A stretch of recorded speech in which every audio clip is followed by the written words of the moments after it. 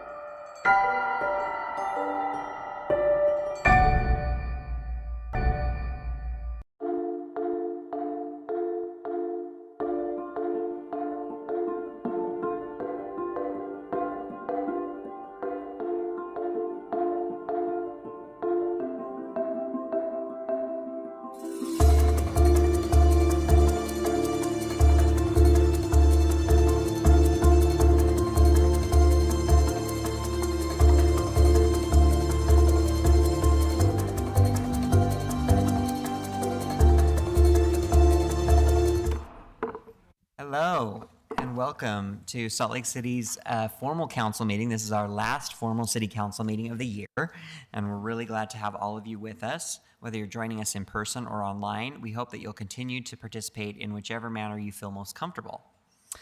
To start off, we'll start our meeting with the Pledge of Allegiance, so please join me. I pledge allegiance to the flag of the United States of America and to the republic for which it stands, one nation, under God, indivisible, with liberty and justice for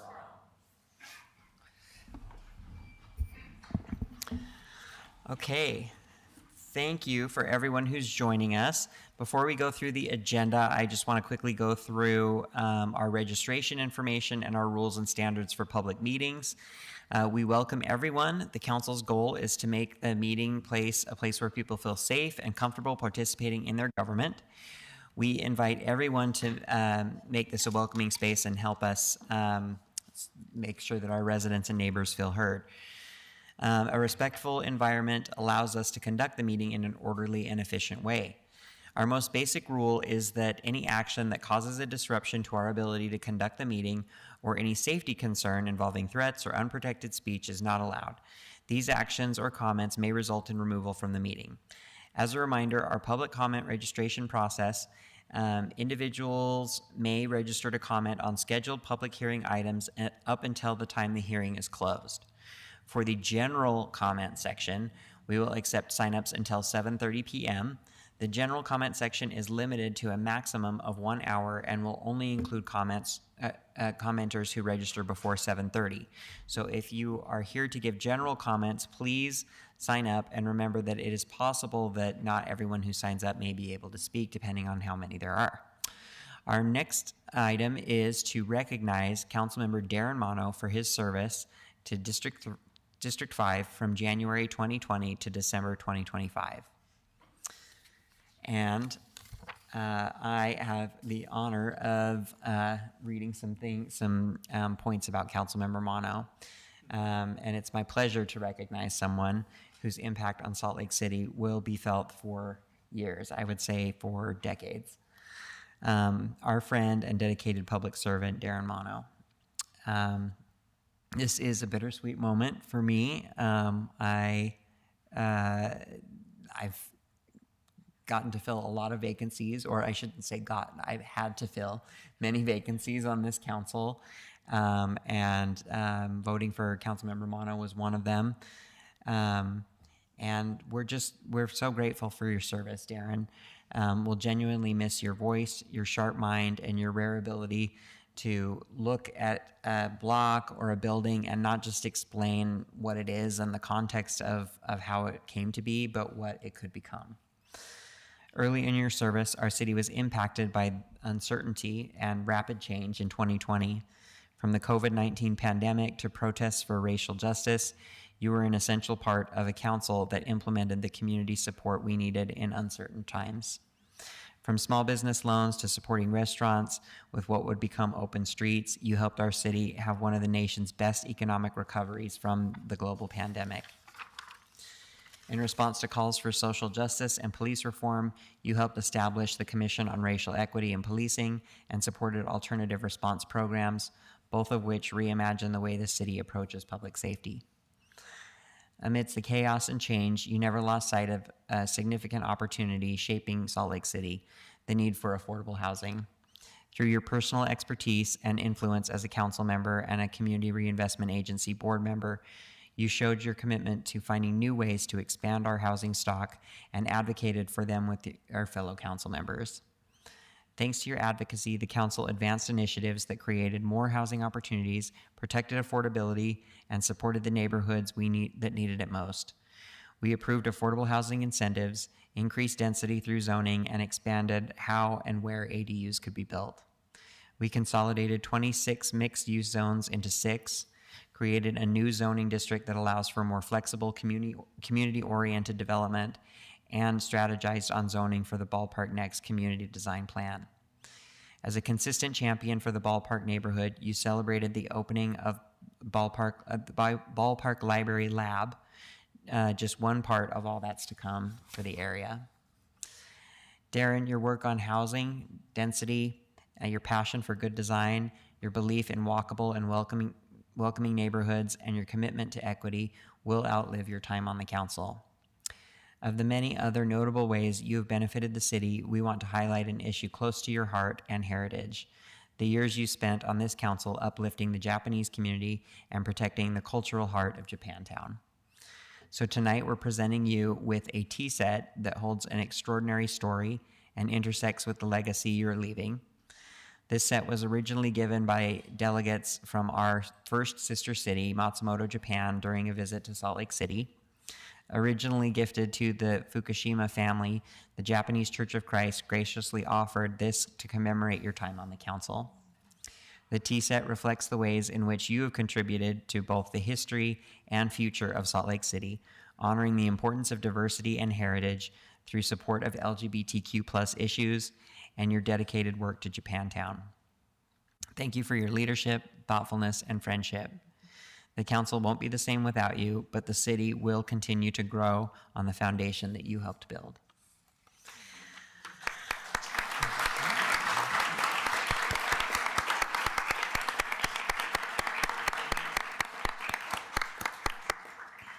And just want to say in my unscripted remarks that I've had the honor of serving 2 times as chair. Both times, you have been there to help support me, even though you weren't my vice chair. You were in many ways a go-to confidant for me, and that also through we happened to have 2 campaigns or a campaign that aligned at the same time. Our 2 campaigns did, and you were also my go-to person for getting through that.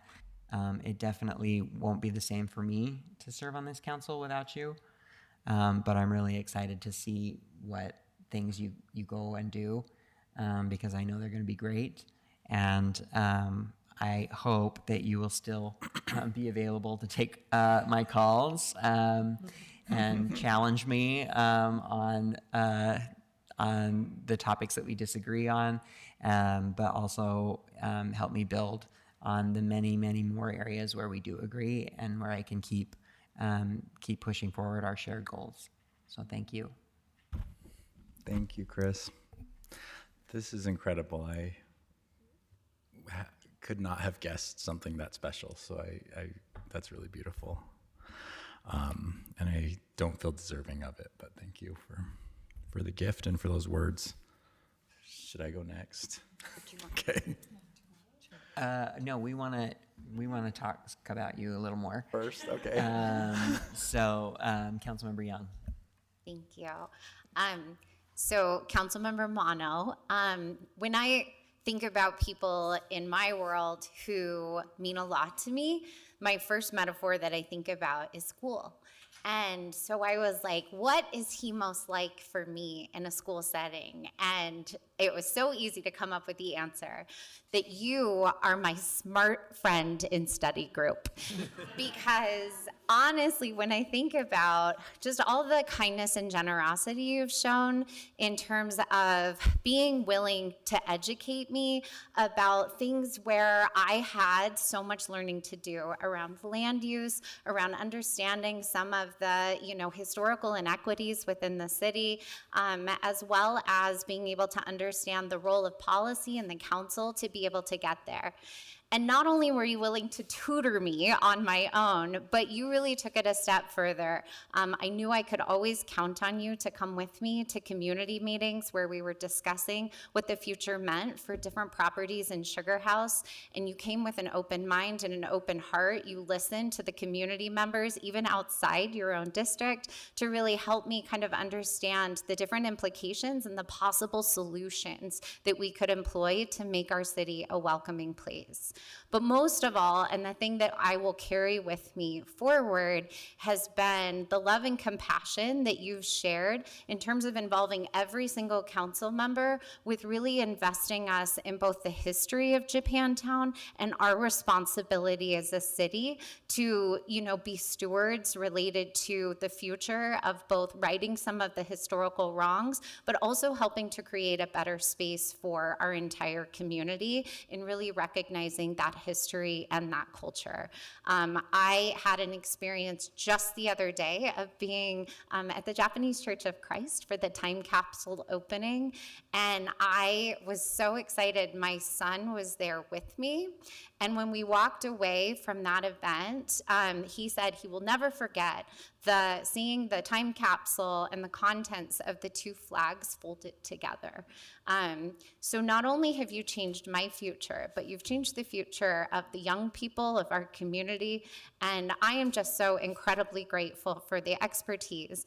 And hopefully, as you move on to all of your future, opportunities that I'm sure are waiting for you on the other side of this door, know that you're still my study buddy, and you will still get phone calls related to asking for those tutoring sessions. So with all my gratitude, I just wish you the best in your next steps. Thank you. That's sweet. Councilmember Dugan. Darren, we basically came onto the council at the same time. My first role in the council was to select you as the council. And then our second job was kind of a downer when we both got COVID coming out of Washington, D.C. in March of 2020. So we did our first act together, really set the tone for the rest of the year by getting COVID that year. But just as I said earlier, I'm so grateful to have served with you, and it's been an honor to have you there. And basically the same thing I think Chris and Sarah said about your experience, your knowledge, and your depth of zoning and planning and development was so deep, and it was so grateful. I was so grateful to have that, to rely on you, to ask you questions, but also when we did debate, you were open to hear what I had to say, but you were also there to okay, now think of it this way. And I'm like, oh, that's a good idea. Okay, all right, I'll go with that. So I really appreciated that across the board on all things of the council. So good luck in following C's moving forward. Thanks, Dan. Councilmember Lopez Chavez. Thank you, Mr. Chair. Darren, I was just thinking about all the different projects that you've put your footprint on and really considered in helping us. SEG, the Samson Altadena, thinking about the way we continue to grow with RMF 3545 discussions, thinking about how we continually plan the University District, Station Central, and so many other districts. And really, I'm just not convinced that we're not gonna see you back at City Hall anymore. I just know that you're always gonna be involved, but it's been reiterated, and I just wanted to say it for everyone in the room here. Not only did you help usher in one of the most diverse councils, both from an LGBTQ perspective as well as an ethnic experience perspective here in our city, but I wanted you to take just a look around of everyone sitting here. And not once have we ever seen such a diverse community come together than at this time to honor someone that represents the future of Salt Lake City. So I wanted to just take that opportunity to say Japantown Street would be nothing today without the leaders that are sitting here in the room, and equally so to give you a moment to look at yourself in this position and to know that this is not the end of our community, and to know there are young Japantown leaders that I've gotten to know that are closer in my age that are willing, eager, and ready to step up to the plate and continue the work and legacy that you've created. So I just want to represent that perspective for many of you in the audience today, to know that there are many young Japanese American and Japantown advocates that are eager and willing to step up and continue these conversations. And I hope Darren will continue not just as a former council member, but as a future developer, I think advisor to each of us, and individual that can contribute more of just your ability to conduct zoning and make it more humanitarian. Thinking about senior living centers, for example, and thinking about the type of housing that can help house each and every one of us. So that's just something you always tell me. Housing really is a human right, and I'm better off in this position because I've met you. So thank you for being my friend. Councilmember Petro. And Councilmember Pui is online as well. We'll go to him after Councilmember Petro. It's impossible for me to separate the professional and the personal with you. I remember when you took time to meet with the loudmouth wicked witch of the West Side while she was just an unknown quantity running for the seat, and I felt so compelled towards you when we met. And you held your poker face so well, not wanting to put your thumb on the scales in any election. But then your husband confirmed that you and I did have a vibe, and that we were fated for each other. But quickly we got so integrated. We went to your father's funeral. We got to fold origami in preparation for your wedding. We celebrated your wedding. And then we have the added luxury of having some of the coolest kids in the world. And so when our kids all meet, we have this supernova of the most amazing kids. And so for me, serving alongside you has been an intensely personal story, as well as professional. And I think I really needed that, especially as kind of the token single mom here who doesn't often feel safe to ask the questions, because you became the ultimate safe place to ask any question. You became the place where me getting here as a community builder and someone who's passionate about building community, but not super well versed about ever submitting a permit or understanding what a pro forma is, that wasn't a deficit. It was just me learning to flex a muscle that you had already worked out really well. And never once was there ever an aspersion, was there ever a, why would you ever think that? You consistently, in the professional, extended the same dignity, love, and respect that you did in the personal. And so the result of that is that District 1 has better representation because you made me better at this job. I don't know what it looks like to not have you here to go, wait, is this one gonna do what I think it's gonna do? And why would a setback be like that? And why is this important? Because I have asked you those questions about literally everything that has come in front of us. And so I don't know what to do with that energy now.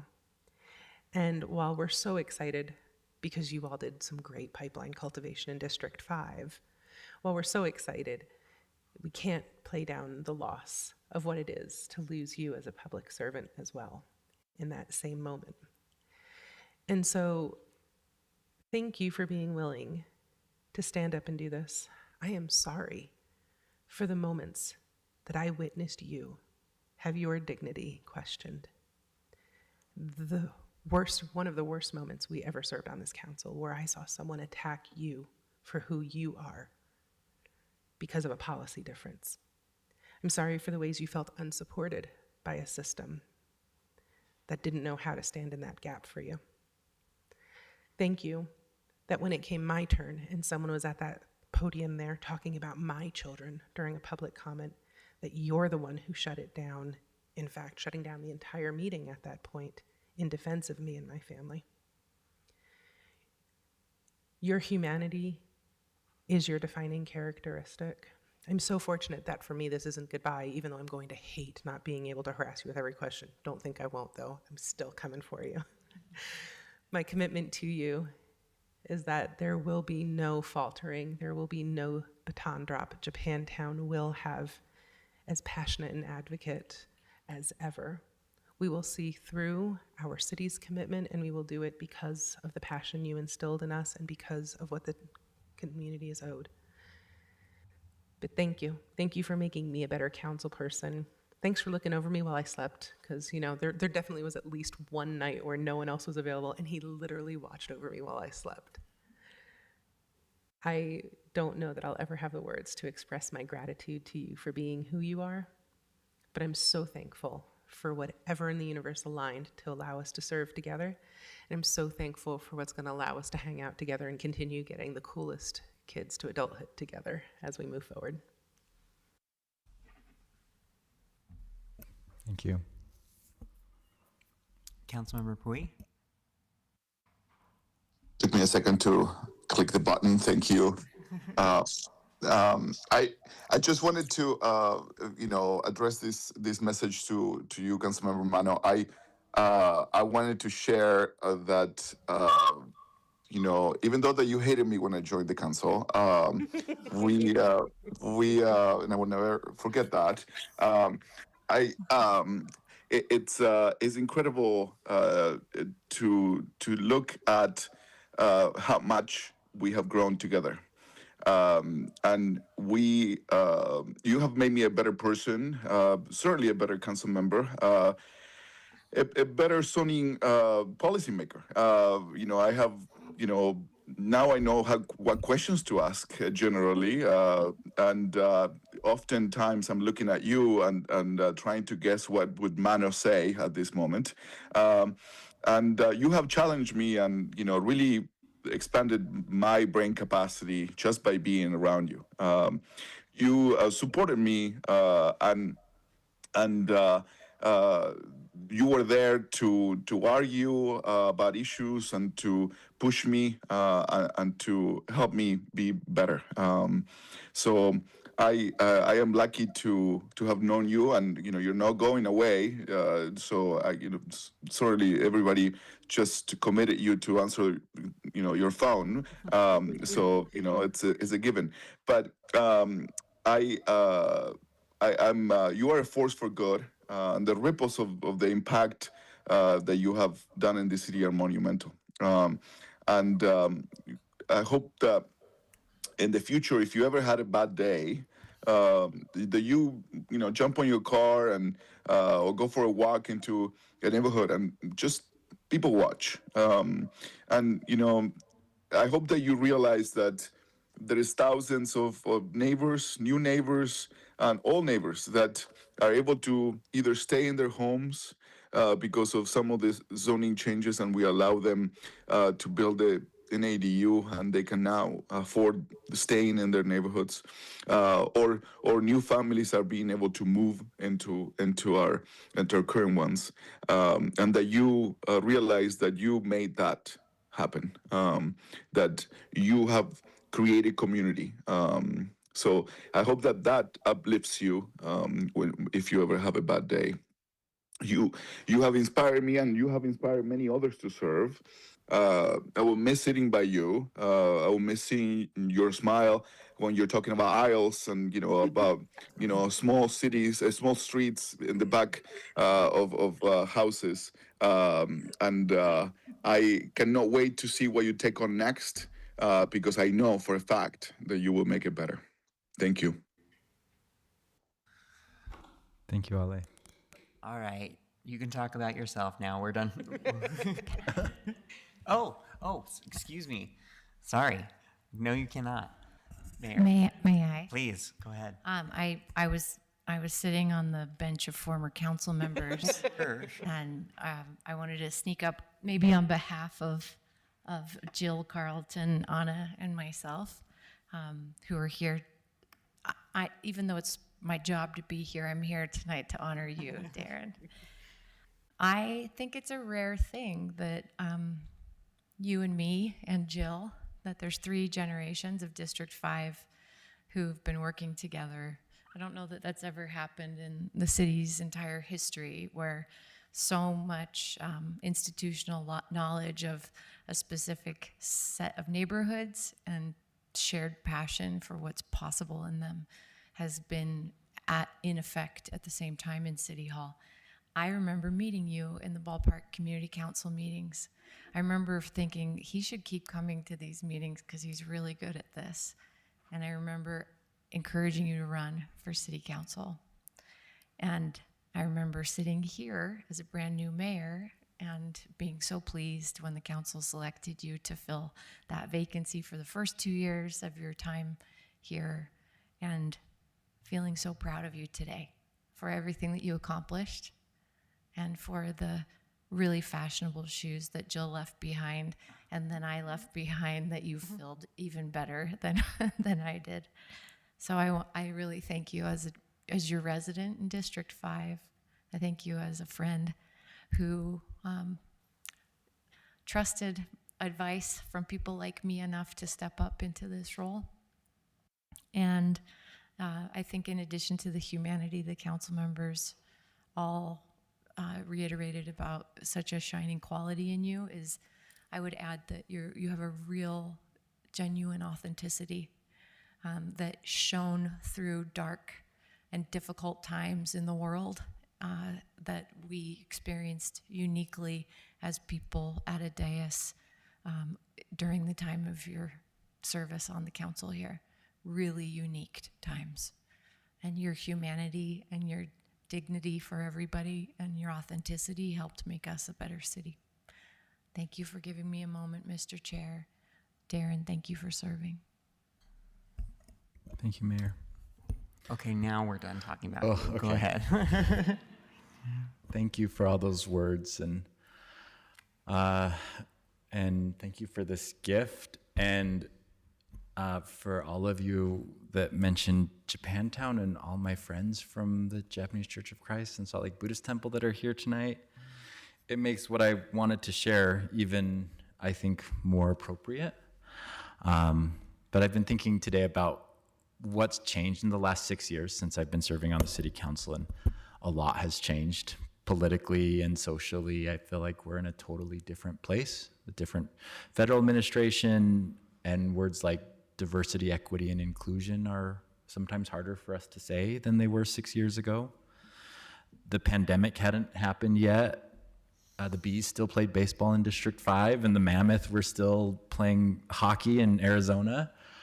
But because of that, nobody 6 years ago could have thought of the Ballpark Next vision plan that we adopted today. That wasn't even on the table. Or the opportunities to rethink the area around the Delta Center and the Salt Palace, and of course Japantown, that we now have. So some of those changes brought opportunities that we have seized as a city. Some of you have mentioned this, but Title 21 of our city code, which is the zoning ordinance, looked nothing like it does today. And I've been so proud of the work that we've done on that, and the council here who has supported those crazy ideas. And of course, Nick Norris and the planning division for their patience and their expertise and their willingness to let me push constantly on those things. And I'm excited tonight to adopt RMF 3545. And while I'm sad that we couldn't take care of R1 zoning changes this year, I have faith that this council and that the planning division won't let that die after I'm gone. Of course, I need to thank my council family for your support of me over the last 6 years, for going through these things together. I counted up, and if I'm counting right, I served with 11 different council members during my time here. And I'm honored to have served alongside each of you. I've learned something different. Councilmember Valdemoros, thank you for coming tonight.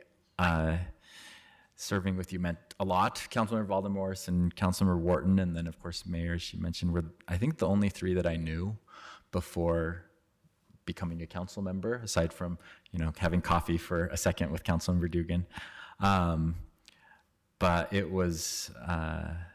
But thank you for your encouragement and for your support in me stepping into this role. And of course, I have to thank the council staff for your professionalism, your patience, and everything you do to serve the 7 of us and in turn help us serve our constituents. There's been, over the last 6 years, a lot that's changed in my personal life too. I feel like serving as a council member has changed the trajectory of my whole life and my career. It's challenged me in a lot of ways that I didn't expect, including some personal and mental health struggles that pushed me to my limits. I moved multiple times during my term as council member, and I've now lived in the Ballpark Central 9th neighborhood, the Liberty Wells neighborhood, and the Elpco neighborhood.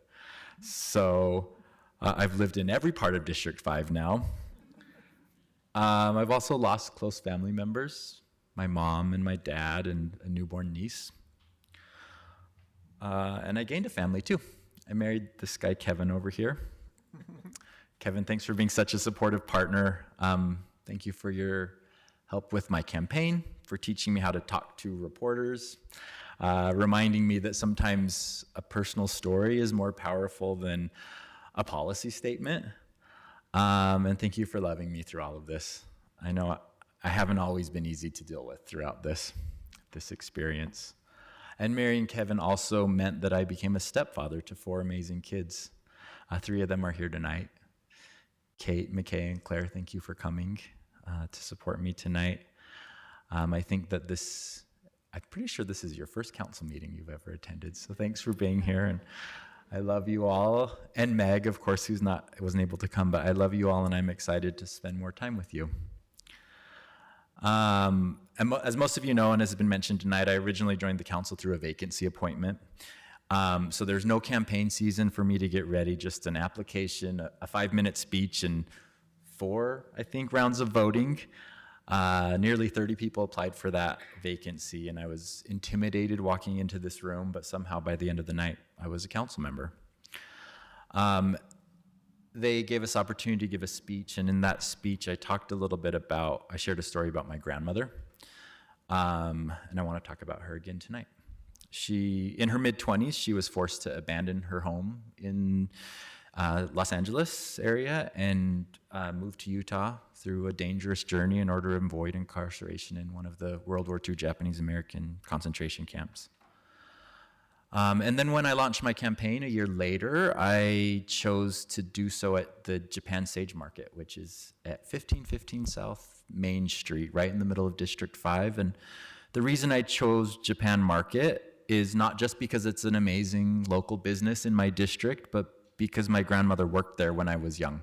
She would make the bento boxes, and she would bring us home treats from the market that were the first literal tastes that I think me and my siblings had of our culture. But Sage Market was not always a District 5 business. It was originally located at 52 West, 100 South, which is right now an entrance to the City Creek parking garage. But when the county in the 60s exercised eminent domain on a big part of Japantown, it literally cut Japantown in half. Sage Market was still there, but it was cut off from where the Japanese Church of Christ and the Salt Lake Buddhist Temple still stand today. And it eventually moved to where it is now. And though I love having Sage Farm Market as a District 5 business, I wish it was still downtown and that Japantown had not been destroyed. Today, however, we have this rare opportunity to restore what was lost. And I'm grateful to the council colleagues, the mayor, Blake Thomas in your office, and of course the CRA staff and Danny Walls and his team for their unwavering commitment to the Japantown reimagination and the streetscape project. And I know, thank you for your commitment, those of you that have made it, but please, please don't forget that project once I'm gone. I really believe that we as a city and as a community can set a national standard for undoing the harm caused by racist urban renewal decisions that devastated many cities and communities across our country in the 60s. And in many ways, Japantown's story echoes my grandmother's story. She was born in this country, but I think of her as an immigrant. And I kind of think of her as having immigrated twice. When she was 7, she actually lost her mother in childbirth. And so when she was 12, she was sent with her little brother Henry to live in Japan. And it was a country she didn't know and a language she didn't speak. She would have been in 6th grade if she had stayed here, but she was placed in 2nd grade because she couldn't speak the language. And she wrote about how uncomfortable that was. She was the biggest one in the class, and she had short hair, which was a dead giveaway that she was American. But she was able to work hard, learn the language, and catch up. And by the time she entered high school, she was at grade level. And she spent 7 years in Japan. And then when she returned back to the United States in 1935, she hadn't spoken English in 7 years. So an immigration officer boarded her ship before it docked in the Seattle Bay. And she could understand what he was saying, but she couldn't answer other than yes or no, so she was detained. And she spent a night in a detention center, and she wrote about feeling like she was in jail, and how the room was cold, there were bars on the window, and she was fed hard rice, which, if you've ever been to Japan, they're serious about their rice. Luckily, her father was able to come in the next day and talk to the immigration department, and she was able to restart her life again in a new country that she didn't know. And I don't think her story is unique. It's the story of countless Americans, people who built neighborhoods, started businesses, cared for their families, brought culture, language, and life to our communities. However, today we're living in a moment when fear is being used as a political tool, when immigrants are blamed, dehumanized, and treated as threats. But my grandmother's life and the lives of so many families like hers prove the opposite. Immigrants strengthen this nation, they expand our economy, enrich our neighborhoods, and remind us of our highest values: hope, opportunity, kindness, and compassion. As we look towards the future of our city, I hope that we'll continue to choose love over fear. I hope that we'll invest in policies that open doors rather than close them. And I hope that we will continue to see immigrants not as outsiders, but as our neighbors, as contributors to our community, and essential partners in building the Salt Lake City we believe in. Thanks.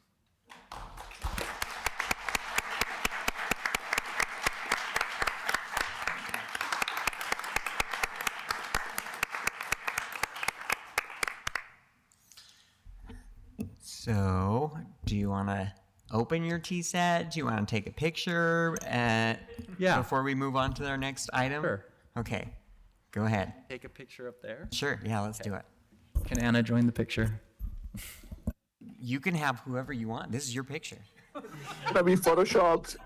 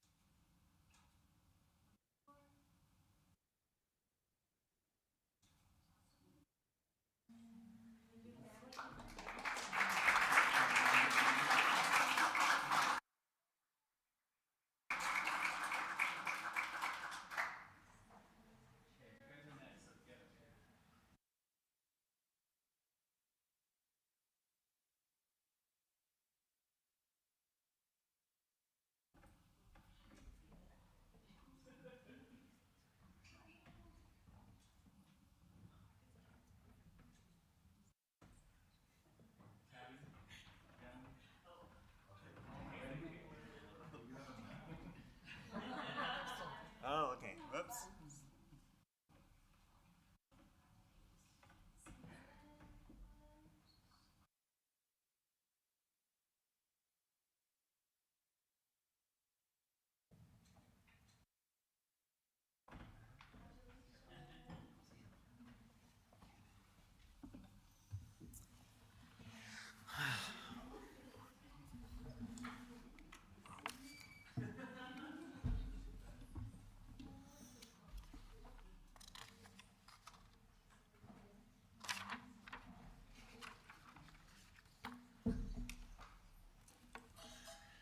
Okay.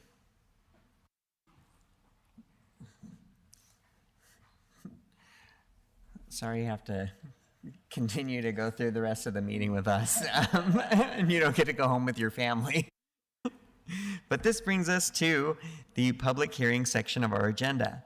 So these are the specific policy proposals that are before the council that require a public hearing. Your comments should pertain to the hearing item. If you go off topic, we'll ask you to come back to the topic that we're discussing. I think that we hopefully everybody remembers the rules that I went over just a little while ago. So we're going to forego them for now. I'll read them again if we need a reminder, but hopefully we won't. So our first public hearing item is for item B1. This is the Tax Equity and Fiscal Responsibility Act, or TEFRA, public hearing for Sky Harbor Hangar development. Before we take any comments, I'm going to turn the time over to Nick Tarbett from our City Council Deputy Director to give a short introduction. Nick? Thank you. This public hearing is on the Sky Harbor Hangar development, which is located on the east side of the Salt Lake International Airport.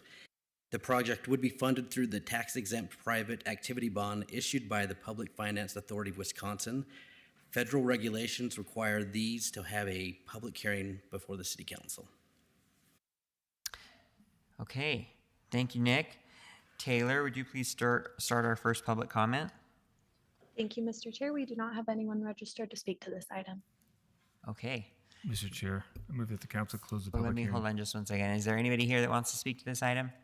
Okay, go ahead. Mr. Chair, I move that the council close the public hearing. Second. I have a motion from Councilmember Dugan and a second from Councilmember Lopez Chavez. Is there any discussion to this? Seeing none, we'll go ahead and vote. All in favor? Aye. Aye. Aye. Any opposed? All right, that passes unanimously. We are now going to go to agenda item number 2, which is an ordinance for budget amendment number 3 for fiscal year 2025-2026. I do know that we had several people sign up for this to speak, and so I just wanted to, we're looking forward to hearing all of your comments. I wanted to share some information that was shared with us during our council work session prior to this meeting, just so that you're aware and you can incorporate them into your comments or speak on these issues, but I thought it would be helpful for people to know some of this information that we got. So one of the items in there is the COPS Technology and Equipment Grant. That's $224,000, which will purchase or would purchase automated license plate reader or ALPR cameras to be mounted on traffic light poles at major entrances and exits to the city. Vigilant Solutions is the Salt Lake City Police Department's contracted vendor. Only authorized Salt Lake City police personnel and approved law enforcement partners can access that information. That information is not shared with other agencies. It's a key component of the city's real-time crime center response system. The allowed uses are active criminal investigations, locating wanted individuals, finding missing or endangered persons, identifying stolen vehicles, verifying registration, insurance, VIN numbers, parking law enforcement, managing access to secure areas. And then the restrictions are it cannot be used for general surveillance. It can only be activated for priority 1 or 2 police calls. Cameras are not continuously monitored or running, and cameras cannot use integrate facial recognition technology. Then there was a question about from some of our colleagues about whether other federal agencies can compel us to surrender ALPR or other city data. They cannot directly force the city to hand over that information unless they obtain a federal court warrant and the data involves a criminal matter covered by that order. Without a judge's order, the city is not legally required to provide that data. So just wanted people to have that information. We'll go ahead and turn the time over to Sylvia to introduce the topic, and then we'll start taking public comment. Thank you, Mr. Chair. In addition to that item, the hearing includes 2 others. The Jordan River Water Trail Restoration Grant for $666,000 to fund the removal of hazardous vegetation along the Jordan River's bed, banks, and canopy. And then the third grant is the fiscal year 26 Homeless Shelter Cities Mitigation Grant for $3.2 million, and that this is an annual grant that the state funds which reimburses the city for public safety services around homeless resource centers. Thank you. Okay. Thank you, Sylvia. We'll go ahead and start with our first public commenter.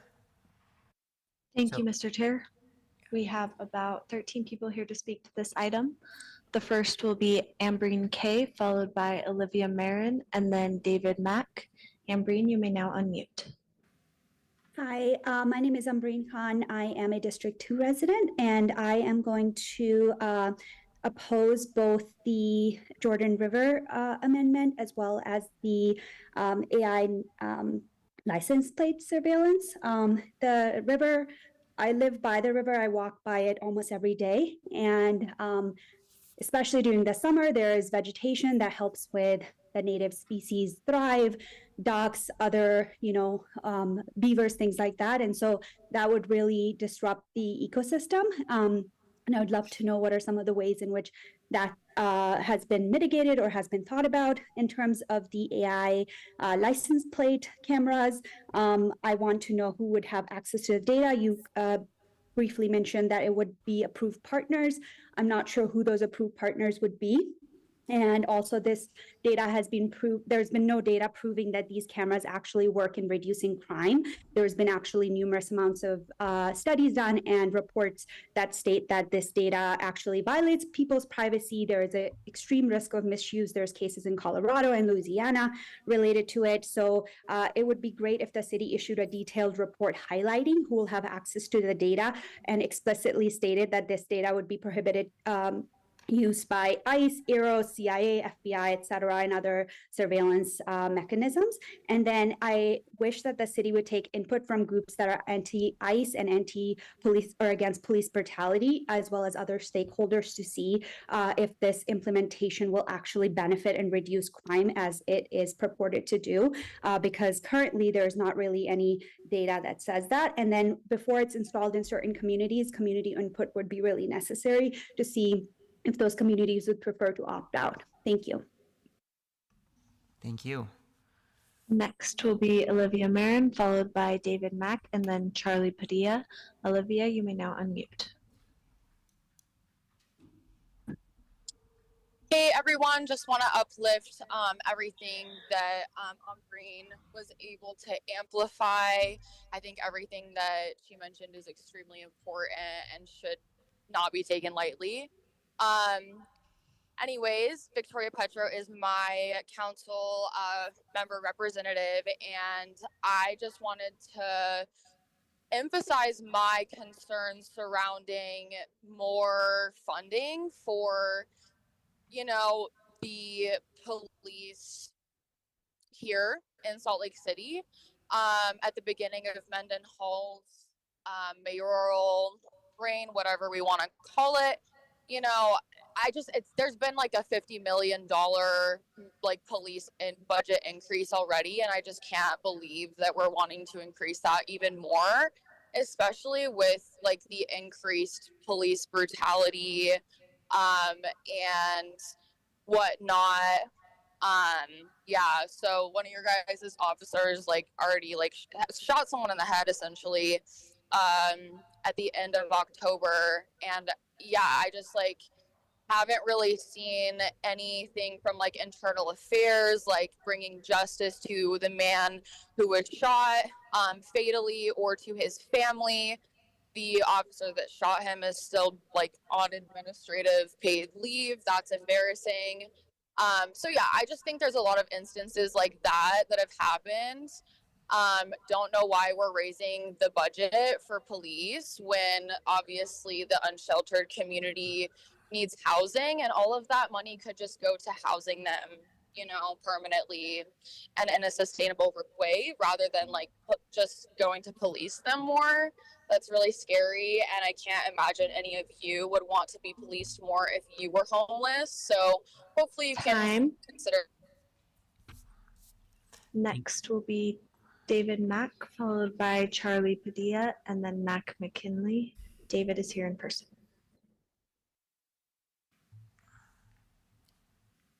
Good evening, City Council members. My name is David Mock. I'm a lifetime resident of Salt Lake City, and I have a little bit of a background in technology. I'm here to voice my strong opposition to the installation of flock cameras in our city. These cameras are sold as public safety tools, but they're really the product of private tech startup racing to expand without considering the long-term consequences.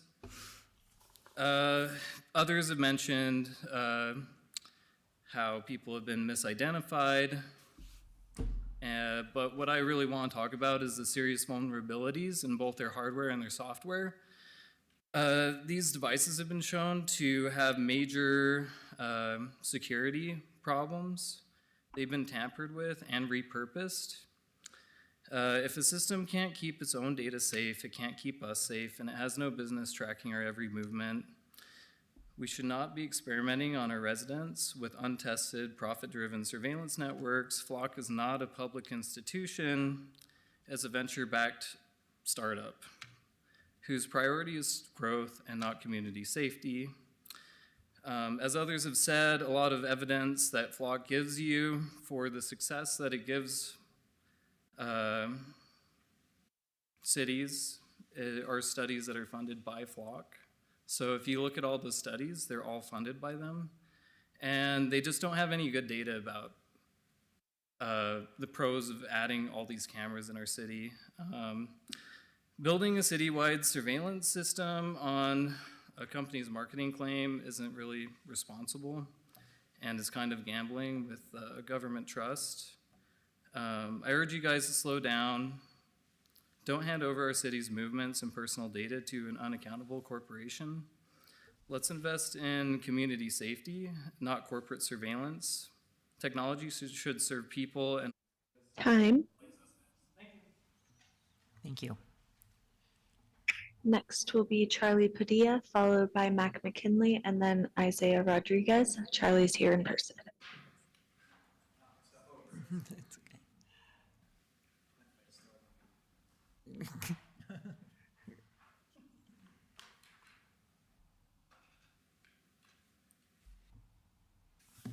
Again, as was mentioned, my name is Charlie Padilla, longtime on and off again resident of Salt Lake City, Utah.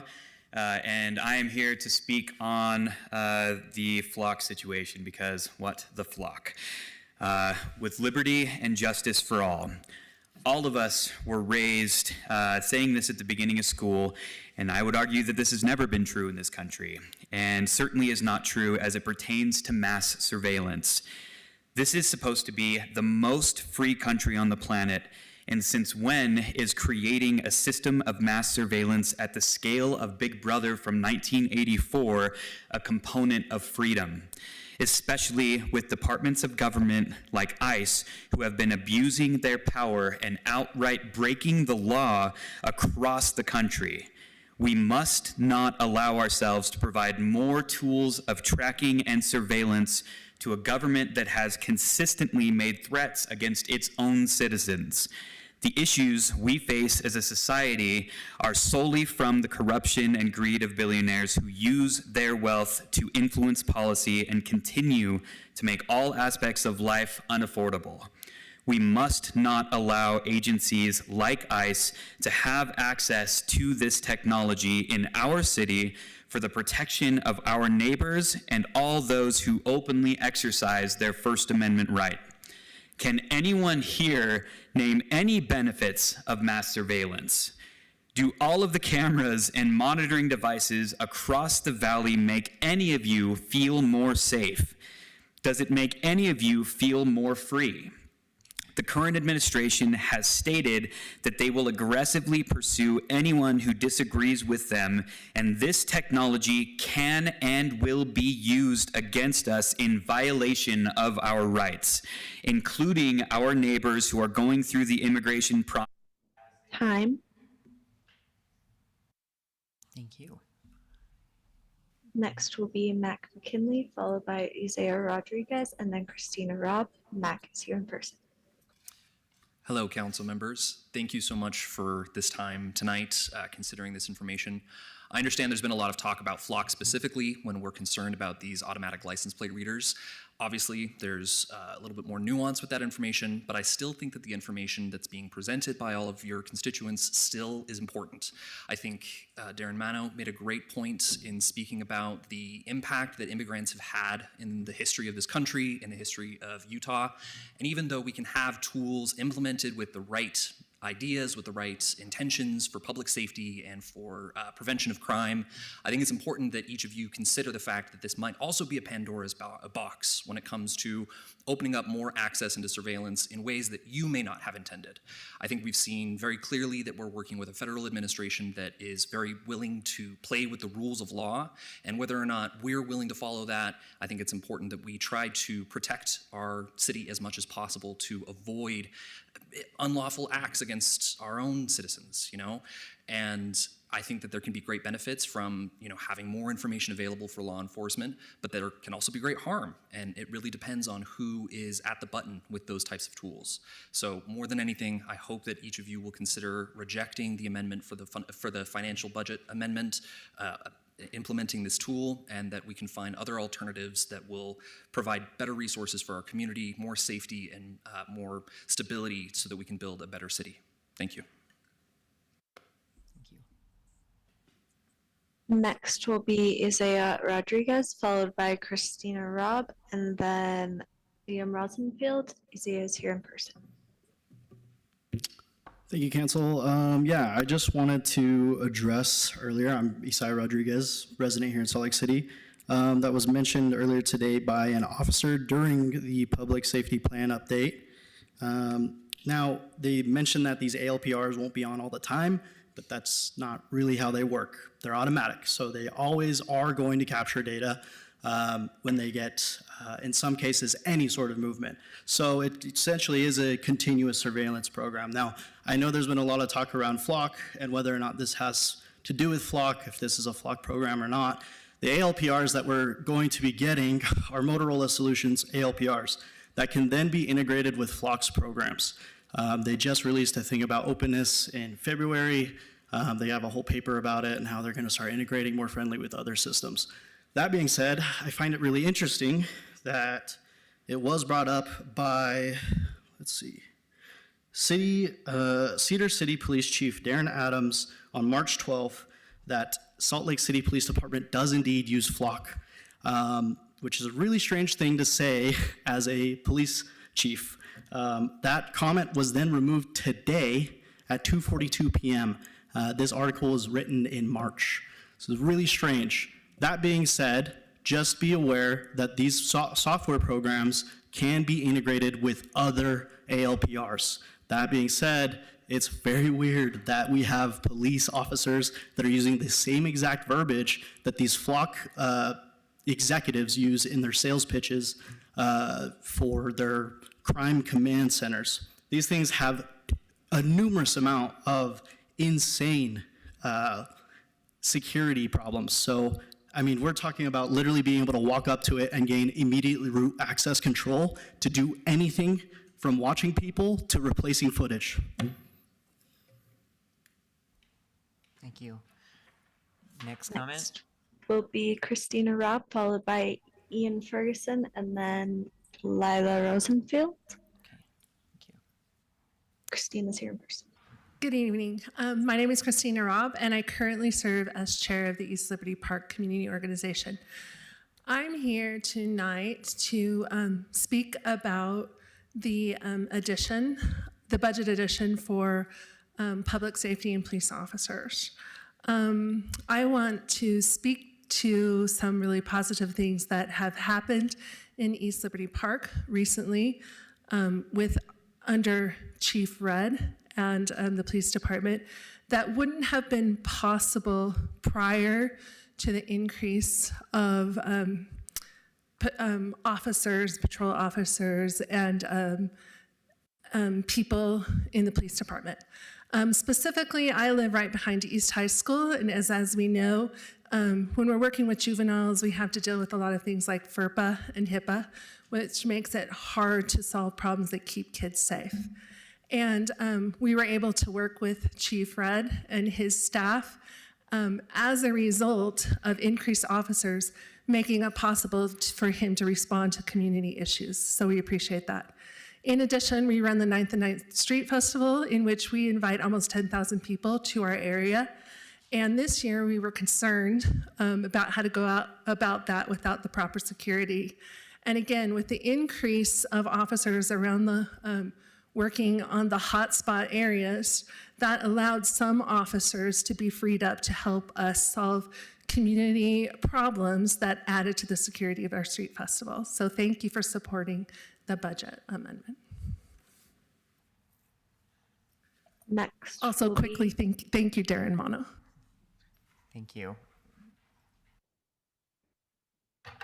Next will be Ian Ferguson, followed by Lila Rosenfield, and then Eric Griffin. Ian, you may now unmute. Thank you, Council, and good evening. I just wanted to take a moment to speak against the installation of installing these ALPRs. We're living in a time where surveillance is always increasing, and that is being paired with more and more extreme violent behavior by various police forces, whether it be local police forces at certain times or groups like ICE. Adding more and more data to this only makes it easier for those people to abuse those situations as they're currently doing. I also want to point out that I think we've seen a lot of movement in the past several years, especially following 2020, to move towards less of a punitive system and one that is more rehabilitative, one that tries to help people who are in need, and tried to move police forces towards doing that, especially in a place like Salt Lake where we have such a significant homeless population. And I just want to point out that ALPRs do nothing to help for rehabilitation. They don't let you immediately respond to a person in crisis. They gather data that can be used to prosecute people. They are used punitively. They don't go to help people in need in the moment. And I think there's far better things we could be doing with our time, money, and resources. So I just want to speak strongly against installing any sort of system like this. Thank you for your time. Thank you. Next comment. Next is Lila Rosenfield, followed by Eric Griffin, and then Michaela Leishman. Lila's here in person. Good evening, Council. I'm Lila Rosenfield. Before I begin, I'd like to note that I'm speaking on my own behalf and not on behalf of my employer or any other organizations with which I am affiliated. I urge you to decline the COPS funding provided by the Trump regime to install automated license plate readers, to block construction of all new ALPRs in the city, and begin consideration of policies that will remove existing ALPR systems throughout the city. In the face of massively expanded authoritarian threats to all of our freedoms under the federal and state governments, you have an opportunity to stand up, to not comply, and to protect all of this residents in this community from surveillance, from government waste, and from authoritarianism. The council invited me earlier this evening to observe their work session, where several members asked insightful questions about the operations of ALPRs within the specific context of Salt Lake City. I'd love to address some of the claims made there. First of all, it was noted that the cameras considered for installation are not produced by Flock. Google also isn't the only way to search the web. Flock is the most visible face of ALPR tech and thus subject to the most scrutiny. This does not mean that other ALPR systems do not have many of the same privacy and security problems. The only solution is to not install any. Second, it was stated that neither the state nor the federal government can force the city to turn over footage or tracking data. This is false. First of all, as 404 Media has reported, there's evidence that ICE is accessing LPR data even when they are legally prohibited from doing so. But more importantly, to our context, the city is, in a legal sense, an arm of the state. The state legislature could pass a law tomorrow forcing Salt Lake City to retain all existing LPR records and turn them over to ICE at our nearest convenience. The only way to prevent this outcome is to not install the devices at all. There is very little evidence that these technologies prevent the kinds of harm that folks on the ground care about. There is strong evidence that they are being used to invade our privacy and make us less free. You have an opportunity to stand up. Time. I urge you to vote no on item number 1. Thank you. Okay, thank you. Next comment. Next will be Eric Griffin, followed by Michaela Leishman, and then Ben Engel. Eric is here in person. I want to fully echo the sentiments of the speaker just before me. I think that's put really well. And so I'm just going to go over, given the short time, exactly what these things do. So basically, when a car or any motion goes past the camera, it snaps a picture, stores it on the device. These devices are supposed to erase the picture after 7 days, but actually security researchers have found that does not happen. In fact, there's footage from the factory where they've been built on these devices. Then that picture goes through an object recognition software to then detect if there's a license plate, and then the tag is pulled from the license plate. However, these cameras go beyond that to also detect scratches on the car, if you have stickers of your family on the back, the color, the make, the model, to know exactly what vehicle it is, where, and then it timestamps that with the exact location. That is then sent to a database, which, again, is being shared nationally. Like, these companies are saying that they're being localized, but it's been exposed multiple times that they are granted access outside of the city, in some cases because the police officers share their logins with DHS officers, right? So the security of the system is only, this is not built by our government. These are private companies. In addition to this, Flock is also, again, this is Vigilant Solutions, this is Motorola. However, they are working towards always sharing the data. And just this past week, Ring cameras will now also be fed into this system. So if you have a Ring camera, please get rid of it. Yes, as also mentioned, for Flock in particular, I did not know the vendor until this meeting, and when that was shared that it was Motorola. A security researcher just this past November released that there were 51 vulnerabilities in these cameras. And in fact, so egregious that Congress literally wrote a letter to the FTC asking them to investigate Flock for egregious cybersecurity negligence, right? There have been... Thank you. Next will be Michaela Leishman, followed by Ben Engel, and then Jacob Johnson. Michaela is here in person. Hello and good evening. My name is Michaela Leishman, and I am a resident of Salt Lake City, Utah. I have a legal background in software and AI capabilities, and so I would very much urge the council to vote no on item 1 of the Budget Amendment 3 and not move forward with installation of automated license plate readers known as ALRPs. They're not new, these cameras. They've been used for a while, but the issue that stands today is the context and the political time that we are living in that is so important to consider. There's been talk about Flock and what is the vendor that's actually being used in these, but there's also been, according to your constituents,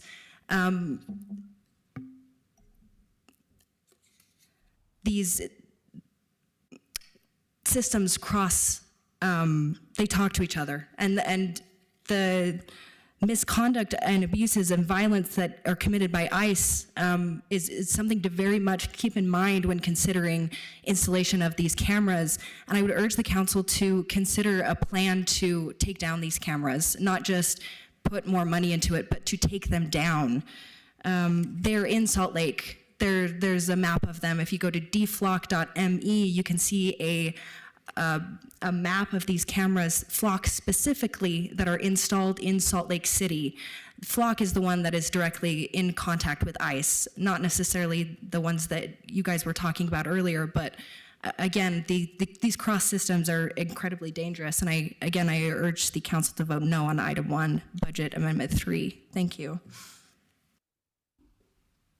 Thank you. Next comment. Next will be Ben Engel, followed by Jacob Johnson. Ben, you may now unmute. Hello, I'm Ben from District 4. I spoke at the last city council meeting about these cameras as well. And I'm not entirely against the use of this kind of technology, but I think that it needs to be done responsibly. And just a quick, Google search for this new vendor shows that they've also had credible reporting that they have sold information to ICE. So I know that is one of the major concerns. I think anytime that we're going to take any of our surveillance data and put it in a cloud, warrant or not, with the security vulnerabilities that are often in these products, and sometimes intentionally put in there that like it doesn't matter if there's a warrant to be able to get any kind of information. Like the information will often be leaked. I think that it's important for us to consider how it is that we're managing our data and our privacy in order to make sure that it's not being abused. With all that said, I think that, you know, this is a grant. This is not something that we are spending ourselves. As a grant from the Department of Justice. And I think we could probably choose other vendors. We could probably, I don't know how that works. I know the grant application has already gone in, and I don't know if we can get a different vendor, but I'm concerned that these things are often employed without careful attention paid to security and compliance. And, you know, like these other flock cameras are still in use. And it would be nice that if there were a problem that was found, that we would be able to take them offline in a hurry. And I guess that's about all I got to say. Thanks. Thank you. And next will be Jacob Johnson. Jacob, you may now unmute. Hello there. Got to see so many other people with me on this issue this week. Again, I would just oppose the installation of further AI surveillance cameras, regardless of the manufacturer. I would also support the removal of existing cameras. This is not a safe way to do this. If we are going to have any kind of surveillance at all, it should be done in-house. It should be using open source software. It should not be connected to the cloud. Encryption and all sorts of these technologies or techniques can be used to ensure that data is never revealed without a warrant, or that it can't be forcibly shared. But again, the best policy is simply to never have any cameras up in the first place. Thank you so much for your time listening to this, and thank you. Thank you. Mr. Chair. Hold on just a second. I think that was our last registered commenter. Is that right? Yes, that was the final registered commenter. Does anybody else want to speak on this topic? Okay, and then for those of you, I know some of you didn't quite get to finish your comments. If you want to send those comments to us at council.comments@slc.gov, those will be part of the public record as well, and those will be shared with all of the council members. Okay, now I'll go ahead. Thank you, Mr. Chair. Yes. I want to motion to close the public hearing and consider action on items E2 and E3, and to defer action on item E1. So just to reiterate for the public, so that way you're not confused, the budget amendment, this would be a motion to adopt items E2 that includes the Jordan River Water Trail River Restoration and Recreation Project Grant for $666,000, and item E3, that's the fiscal year 26 Homeless Shelter Cities Mitigation Grant for $3,249,704. It would defer item E1, which is the COPS Technology and Equipment Grant. That's the sub-award for $224,000. Second. I have a motion from Councilmember Lopez Chavez and a second from Councilmember Pui. Is there any discussion to this? And Councilmember Petro, and then Councilmember Young, and then Councilmember Lopez Chavez. Go ahead. I just want to offer Thank you. a clarification. Sorry, Councilmember Pui, did you want to speak as well? Yeah, after. Yes. Sorry for interrupting. Okay, and then you'll go after Lopez Chavez. Sorry, Councilmember Petro, go ahead. A point of clarification on the Jordan River Water Trail. I'm thankful to the constituents who raised their concerns with this.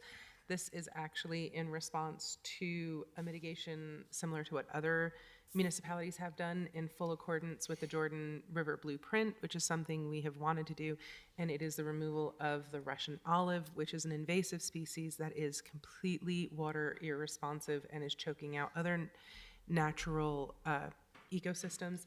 It has to be done. This is nothing to do with people living along the trail. There is no ill intent. This is a stewardship over the environment issue. It is a water responsiveness issue. And I learned that we are actually, the administration is actually spending time and energy and resources actively using our greenhouses to regrow the natural vegetation so that it won't just be the removal of the invasive species, but it'll be the replacement with the things that should be there. so that we're not just creating a deficit where it can happen again. So that's the clarification. I understand that there's a trust deficit and that might be frowned upon, but that is the truth, and that's what I will be voting for. Okay, Councilmember Young.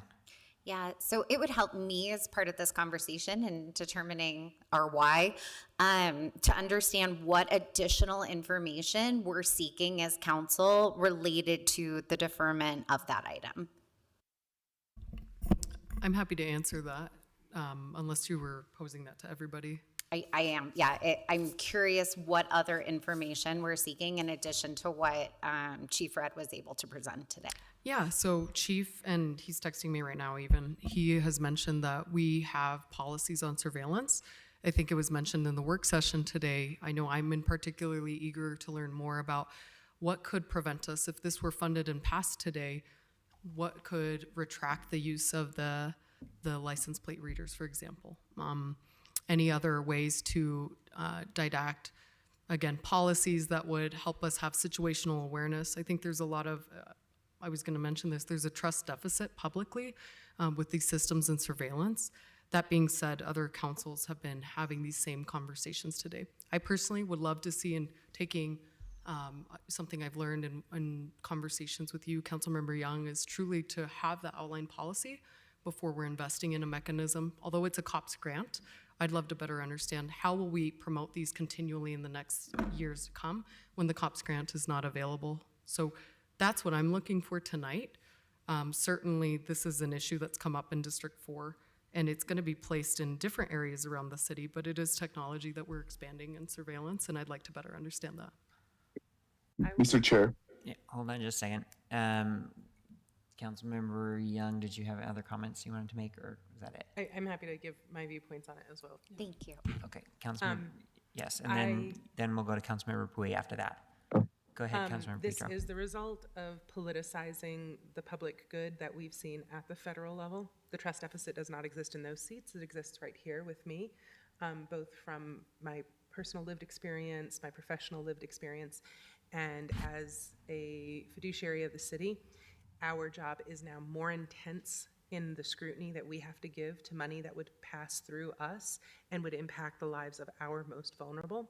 This is the same reason why I voted against drawing down the largest tranche for the public bond as well, because we have a deeper responsibility to those who are facing this economic uncertainty.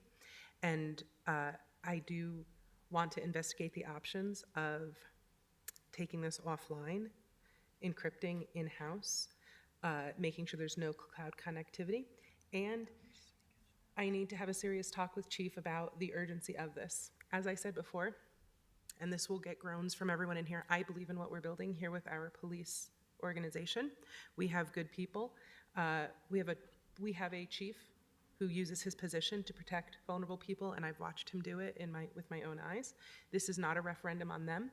It is a referendum on our responsibility to get closer to our constituents and protect them in a more defensive, protective posture than we've ever had to, than I certainly thought we would have to at this moment in history. And it's just not the place where I'm willing to fall down and leave anyone vulnerable. Okay. Sorry, Councilmember Pui, did you want to speak to Councilmember Young's question? Yes. Okay, sorry. So I'll let you speak to the question, then if Councilmember Young wants to respond, then we'll go to Councilmember Lopez Chavez. Okay, go ahead, Councilmember Pui. No, thank you. Thank you for giving me the opportunity. I just want to remind my colleagues in the council that we have supported COPS grants for this one same purpose many times, even I think a couple times this year. So what I do want us to inquire is on the strengthening of the policies that we have to ensure that the data is not misused or lost, and to other actors, that they are not participating and sharing the values that we have in our city. So generally, I want to make sure that we strengthen the policy, much like we have asked the department to develop a policy in consultation with the ACLU and other organizations regarding drones, the drone usage in the city. So I feel like this is in tune with many of the things that the council has given direction to the department. And I really think that the drones, the other cameras that we have deployed in the city that the department uses, then the license plate cameras, and we don't use Flock in our city, but we do have other vendors. So ensuring that all of this is cohesive, that there are no holes in the policies, and ensuring that we are cognizant, much more like one of the commenters mentioned, that even good intentions could be used wrong. Even if our good intentions are there, potentially there are some holes in the policies. I want to make sure that we are aware of those. So those are the spaces that I'm looking answers for, certainly for several weeks now. All right, thank you. Councilmember Young, did you want to go ahead? Thank you. So I appreciate it, and it sounds like, that there is a majority interest in additional information and clarification related to our policies in the safety net. I will say, I think my one note that I would share just for my fellow council members for consideration is that as we consider the future budget of this city, and we look at available resources that are available to us that allow us to be more fiscally conservative moving forward, by accessing, grants that are available to us to fund existing infrastructure and systems that we have in place.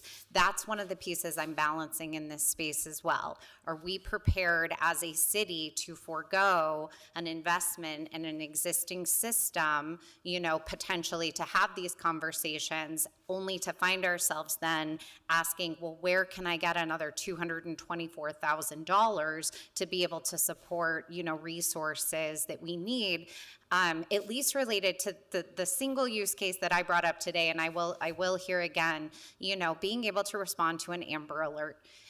If we have a child who is missing and we know the license plate of the vehicle that they are in, being able to have an opportunity to, be able to respond to that need and that family issue before that child is taken outside of, a traditional community infrastructure, and we don't have that opportunity for safety. I know that that is only one use case and that there are lots of concerns about potential misuse, but I'm considering that as part of this comprehensive conversation.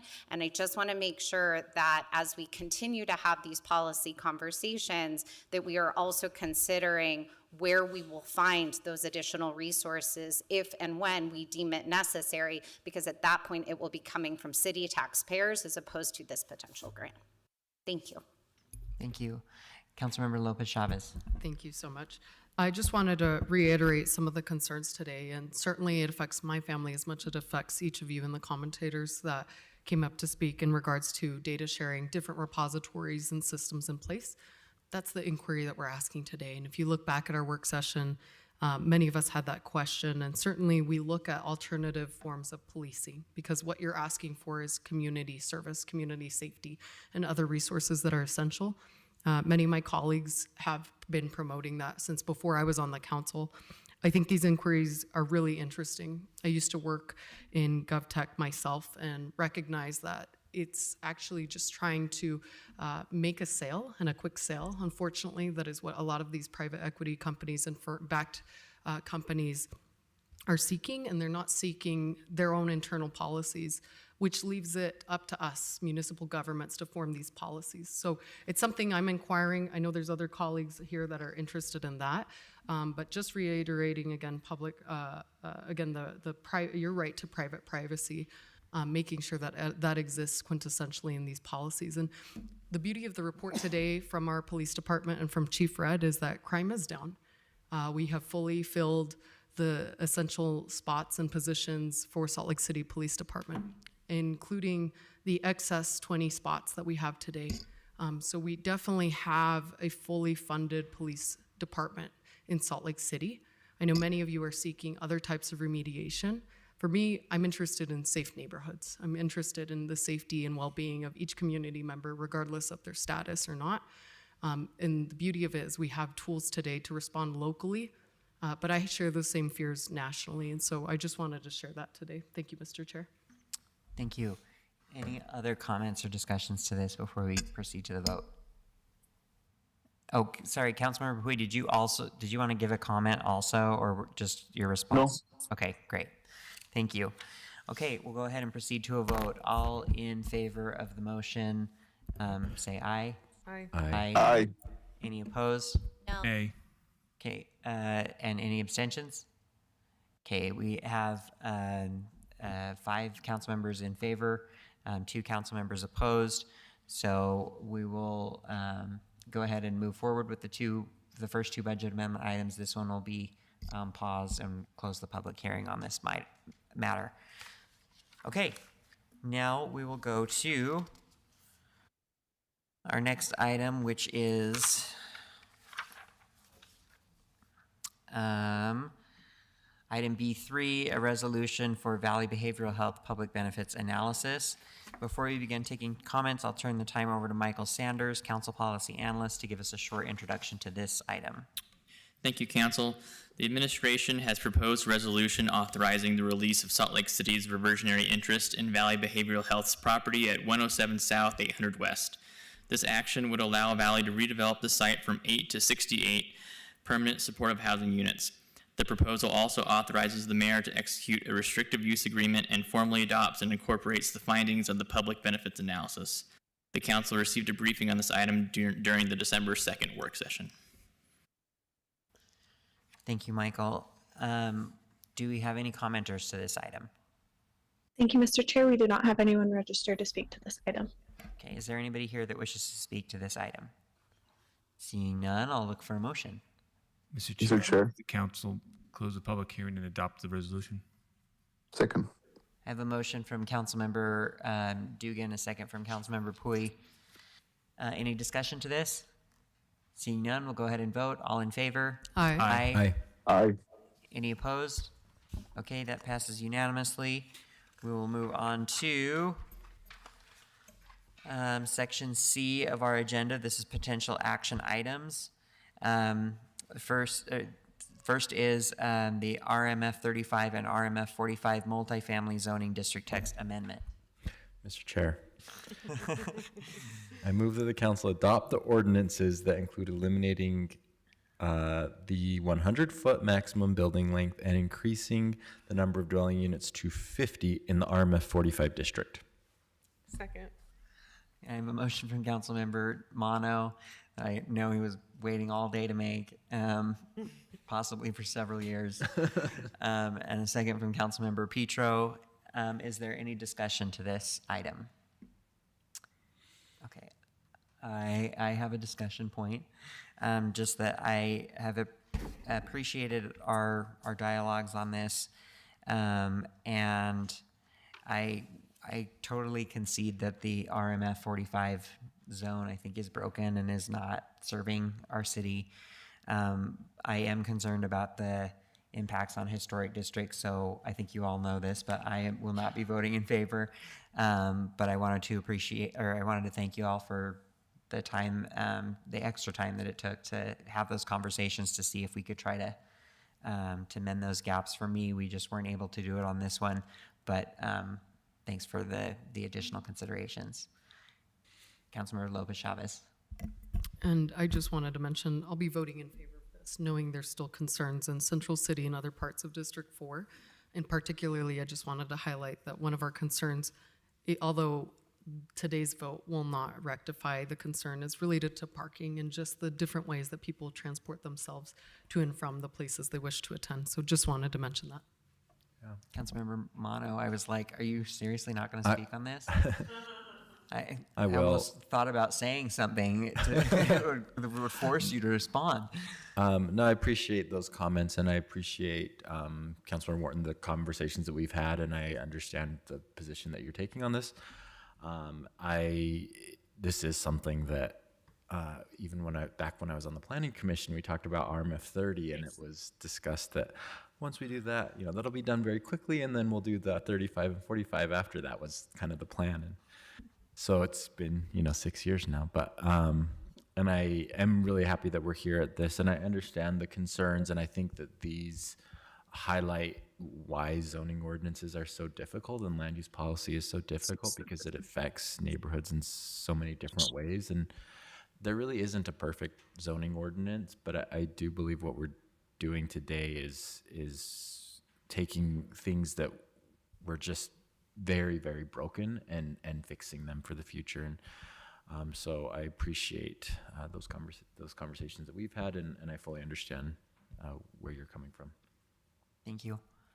Councilmember Pui, did you want to make a comment? Yes. Okay. Yeah, very briefly, this is a perfect example of the impact that you Councilmember Romano, have had in the city, and this is the progressive, smart policies that make our neighborhoods thriving, that we need more housing, that we need to solve the gaps that we have while balancing the concerns from sometimes current neighbors or historical districts, and so the need for density, and the struggles of a growing city, and this policy meets many of those. No policy is perfect, but I believe that we have worked so hard to make this the best it can be. So thank you, all of you that have worked very hard on this. Thank you. Any other comments? Okay, we'll go ahead and proceed to a vote. All in favor? Aye. Aye. Any opposed? Yes, me. I've never had to do that before. It's really weird. All right, so that passes 6-1.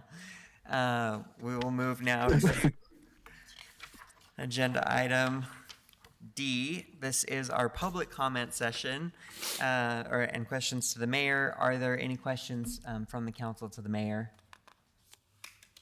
Darren, this is your last chance. Okay. Thank you, Mayor, for being here. Thank you, Lindsay, for being here. And so now we'll go to the general comment portion of our meeting. I'm just going to do a quick rule reminder. So now we're at the general comment section. This is for any individuals who want to speak on any matter that hasn't been set on the agenda for public hearing. In order to speak, you need to have signed up before 7:30. We have an hour for this general public comment session. The meeting rules that I talked about earlier still apply, so please continue to make sure that this is a safe space for everyone to express their views. As a reminder, comments that include profanity, personal attacks, intimidation, discriminatory language are not persuasive or compelling to the council, and they also don't help us create a respectful and safe environment for other neighbors and residents to comment. And to help make sure as many people as possible can speak during the hour, please feel free to come up and stand in line when your name is called. So we'll have the person whose turn it is right now, and then the person who's behind them. All right. Let's go ahead and get started. Thank you, Mr. Chair. We have 5 people registered. The first will be Michael Christensen, followed by Don Lee, and then Olivia Marin. Michael is here in person. Great. Hi, first of all, Victoria, I don't know if you remember me, but we know each other from Utah Arts Alliance Days. Good to see you. All right, so my name is Michael. Am I going? Oh, my name is Michael Christensen. I've been in the nonprofit world since about 2010. I'm here to talk about a nonprofit that I founded in 2021 called Go Unite.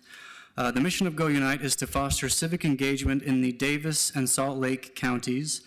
And the way that we do that is through small volunteer events that are designed to be have no pre-training, have minimal time commitment, and something that anybody of virtually capacity could perform. We do those once per month. Some impact numbers from last year: we did 95 large bags of trash, about 32-gallon bag. We worked with 88 to 100 volunteers, and then we also did about 27 events, had about 128,000 social media engagements, and then also we launched our first campaign to promote our petition to stop Elon Musk or Tesla or any company from releasing humanoid robots into the world. In 2026, we will be doing city council nights where we will be inviting community members to come out to city council meetings throughout Davis County and also Salt Lake County. I don't know if we have anybody here that we invited, but we did, and I think I saw somebody sign up on Just Serve. We're not here to promote any particular, I didn't say that correct, particular political agenda, but we do believe that in the next several years, we do need to have as many community members out to these meetings as possible. It's going to be a very strange time period, and people need to be informed, as I'm sure you guys can agree. Also on top of that are, let's see, what do I have here? Yeah, a little bit about our petition to stop Elon Musk or Tesla or any company from releasing humanoid robots. As you can see, there's a lot of tentative feelings about technology. Humanoid robots will certainly be the pinnacle of that terror, so we have to get on Time.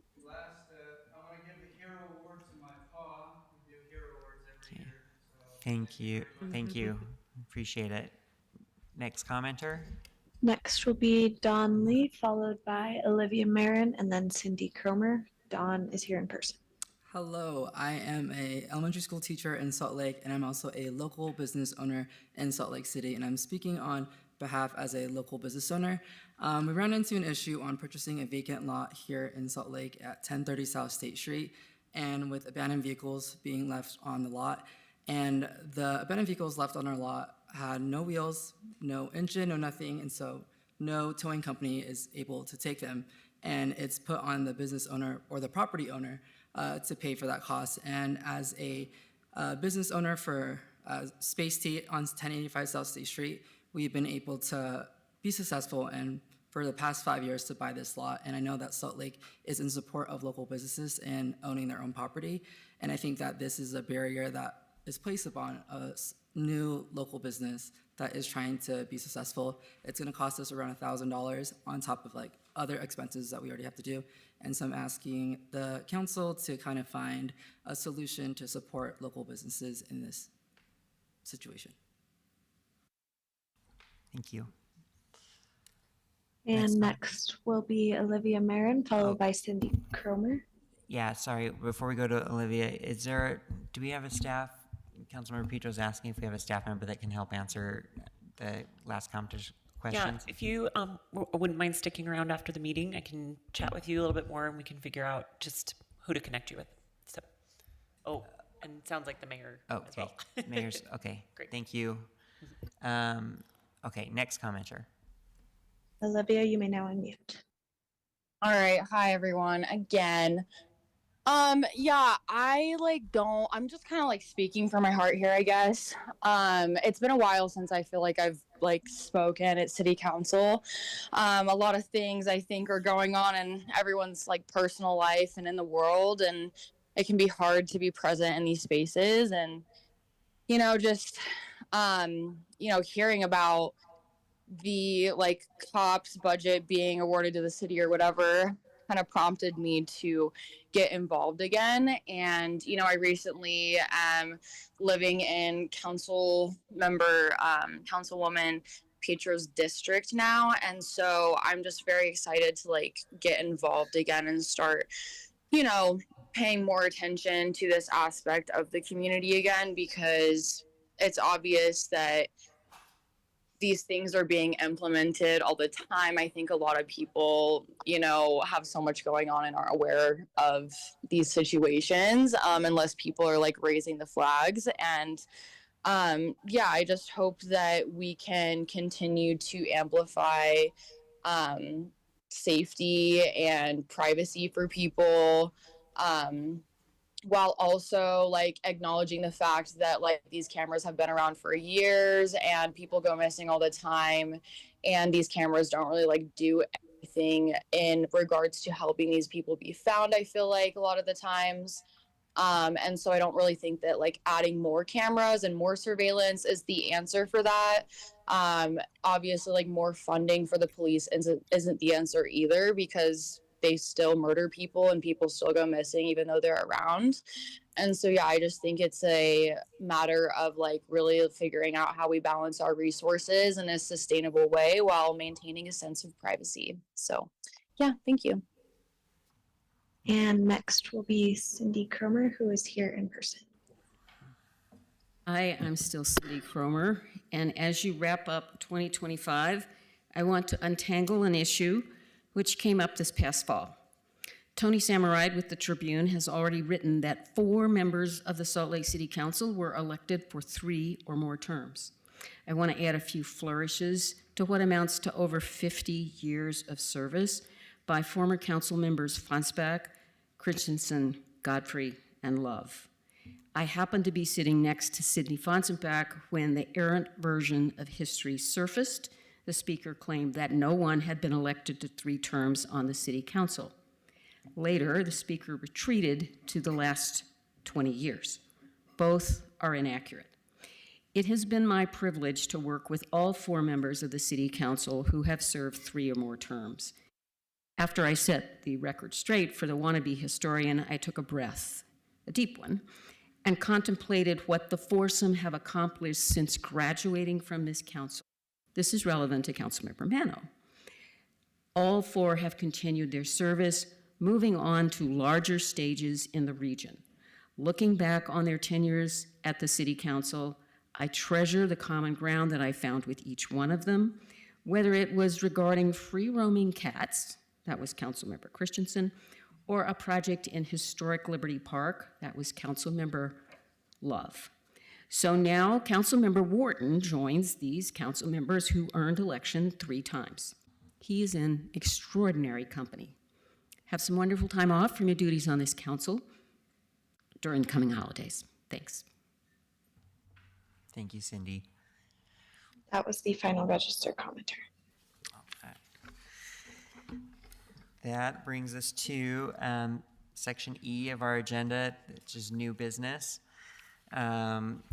So we have an ordinance enacting temporary zoning regulations for the Volunteers of America Youth Resource Center. I'll look for a motion. Mr. Chair, I move that the council adopt an ordinance enacting temporary zoning regulations authorizing temporary increase in overnight capacity at the Youth Homeless Resource Center at 888 South, 400 West. Second. I have a motion from Councilmember Lopez Chavez and a second from Councilmember Petro. Is there any discussion to this? Seeing none, we'll go ahead and vote. All in favor? Aye. Aye. Any opposed? All right, that is unanimous. That brings us to our unfinished business section, which we have none, and then to our consent section. I will look for a motion. Move to approve. Second. I have a motion from Councilmember Petro, a second from Councilmember Lopez Chavez. Any discussion? Seeing none, all in favor? Aye. Any opposed?